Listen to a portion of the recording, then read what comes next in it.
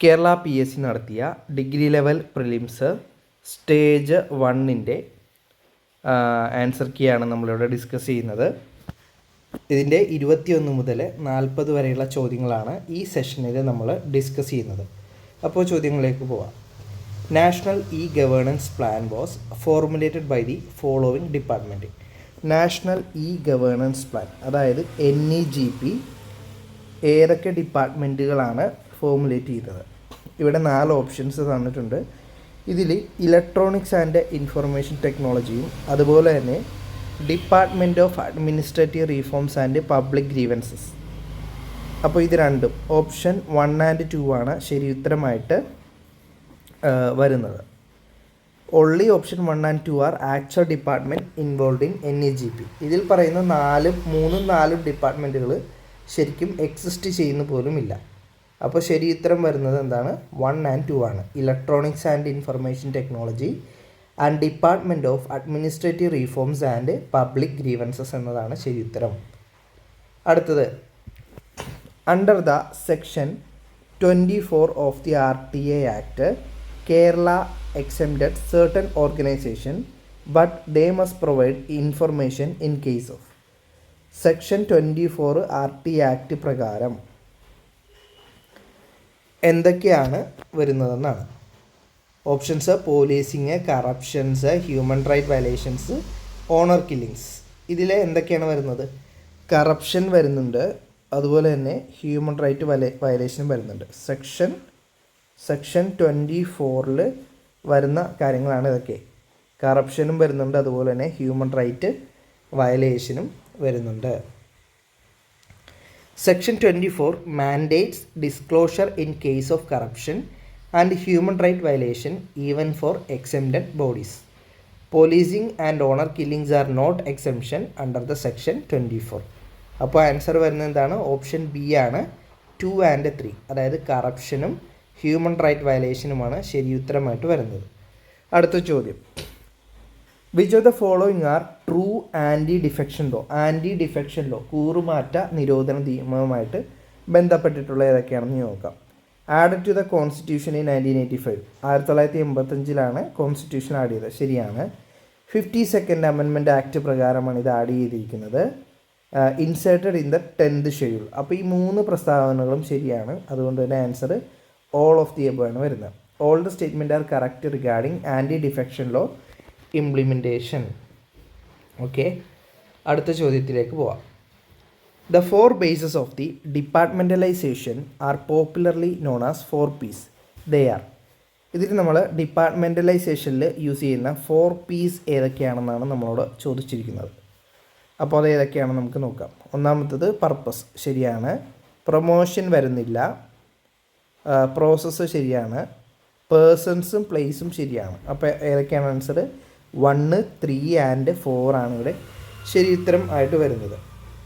The 4 Ps are purpose, processes, person and place. Purpose വരുന്നുണ്ട്, process വരുന്നുണ്ട്, persons വരുന്നുണ്ട്, place വരുന്നുണ്ട്. Promotion is not one of them. Okay, അടുത്ത ചോദ്യത്തിലേക്ക് പോകാം. The human right day 2024 theme. അപ്പോൾ ഈ അടുത്ത ഡേറ്റുകളുള്ള ഇങ്ങനെയുള്ള പ്രധാനപ്പെട്ട ഇവൻറ്റുകളുടെ തീമുകൾ നമ്മൾ പഠിച്ചു വെക്കണം. 2024 ഹ്യൂമൻ റൈറ്റ് ഡേ എന്നാണ്. ഡിസംബർ 10 ഹ്യൂമൻ റൈറ്റ് ഡേ വരുന്നത്. അതിൻ്റെ തീം എന്തായിരുന്നു? Dignity, freedom and justice for all എന്നതായിരുന്നു അതിൻ്റെ theme. Dignity, freedom and justice for all. Dignity, freedom and justice for all എന്നതായിരുന്നു ഹ്യൂമൻ റൈറ്റ് ഡേ 2024 തീമായിട്ട് വരുന്നത്. This was the official UN theme for the human right day 2024. Okay, അടുത്ത ചോദ്യം, identify the state where 73rd amendment act does not apply ചെയ്യാത്തതാണ് നമ്മളോട് ചോദിച്ചിരിക്കുന്നത്. അപ്പോൾ അത് note ചെയ്യണം. ഡസ് നോട്ട് 73ാമത്തെ അമെൻമെൻറ്റ് ആക്ട് ആപ്ലിക്കബിൾ അല്ലാത്തതാണ് ചോദിക്കുന്നത്. പെട്ടെന്ന് നമ്മൾ തെറ്റിക്കരുത്. ഓപ്ഷൻസ് നോക്കാം. നാഗാലാൻഡ് വരുന്നുണ്ട്, മിസോറാം ഡസ് നോട്ട് അപ്ലൈ ആണ്, Jammu Kashmir does not apply ആണ്, മേഘാലയയും ഡസ് നോട്ട് അപ്ലൈ ആണ്. അപ്പോൾ ഓപ്ഷൻസ് എന്തൊക്കെ വരുന്നു? 1, 2, 3 ആൻഡ് 4 ആണ് വരുന്നത്. ഓപ്ഷൻ ഡി ആണ് ശരി ഉത്തരമായിട്ട് വരുന്നത്. All the state have been exempted from the panchayat Raj provisions. ഒഴിവാക്കപ്പെട്ടിട്ടുണ്ട്, പഞ്ചായത്ത് രാജ് പ്രൊവിഷൻസിൽ നിന്നും ഒഴിവാക്കപ്പെട്ടിട്ടുണ്ട്. എന്തുകൊണ്ടാണ്? Due to their special conditions.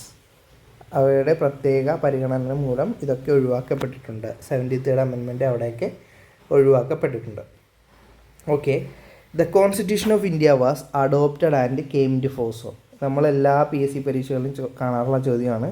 Constitution India എന്നാണ് അഡോപ്റ്റ് ചെയ്തത്, എന്നാണ് നിലവിൽ വന്നത്.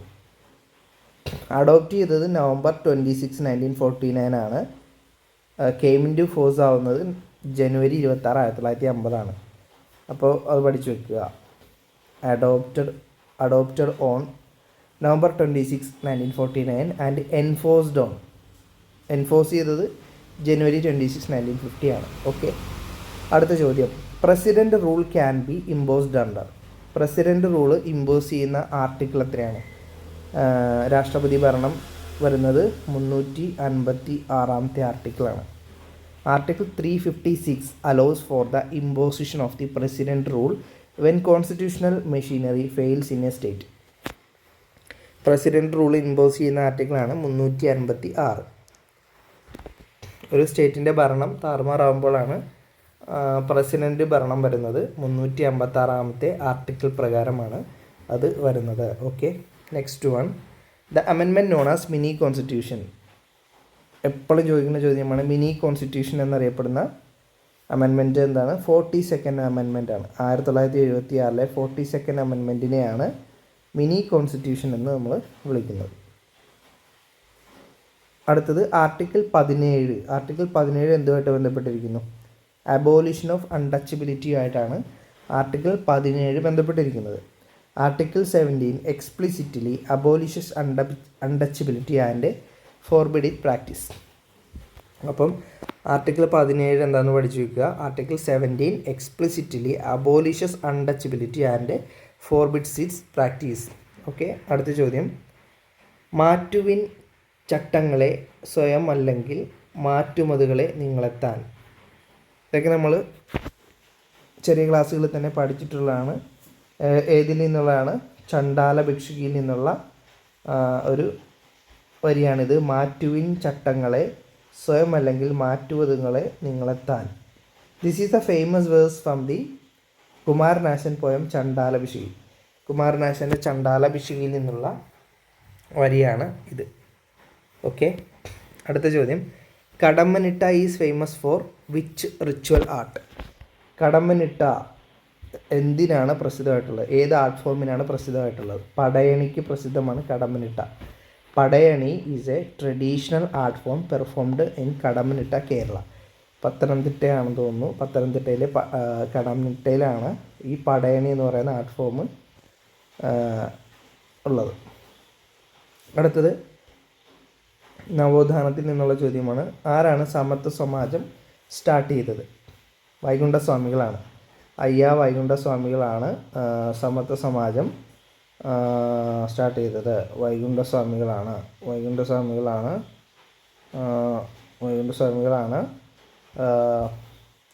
സമത്വ സമാജം സ്റ്റാർട്ട് ചെയ്തിട്ടുള്ളത്. Ayya Vaikundar was a social reformer and founder of the Samathwa Samajam. Okay, അടുത്ത ചോദ്യം. PJ Antony won the national award for the best actor for the film. PJ ആൻ്റണിക്ക് നാഷണൽ അവാർഡ് കിട്ടി. ബെസ്റ്റ് ആക്ടറിനുള്ള നാഷണൽ അവാർഡ് കിട്ടിയിട്ടുണ്ട്.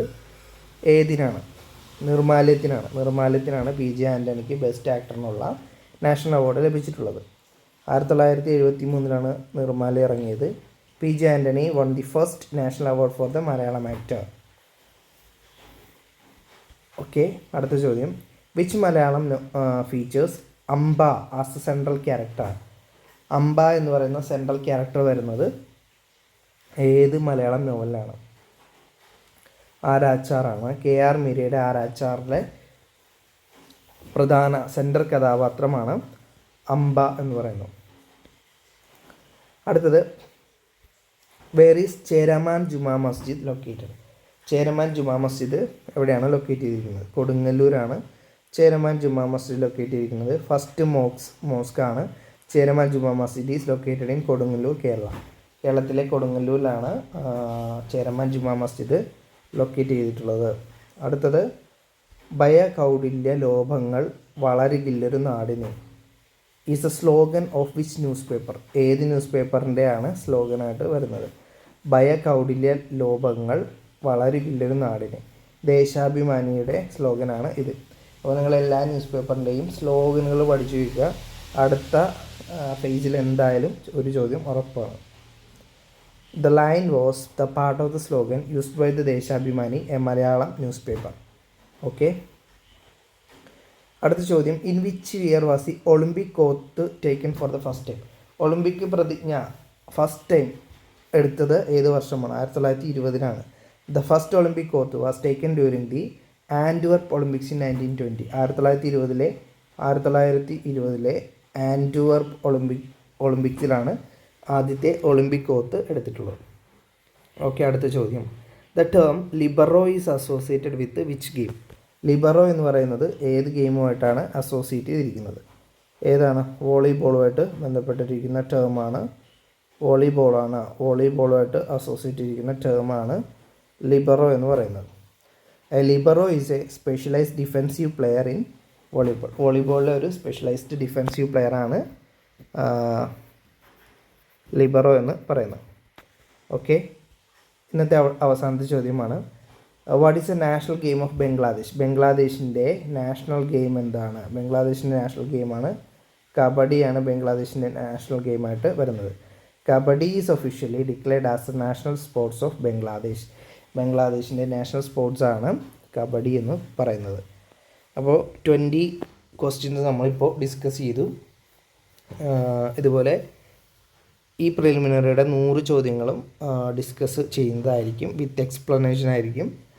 അപ്പോൾ നിങ്ങൾക്ക് അടുത്ത ടയർ എക്സാമിൽ, സെക്കൻഡ് ടയർ എക്സാമിൽ എന്തായാലും നല്ല വിജയം നേടാൻ വേണ്ടിയിട്ട് സാധിക്കും.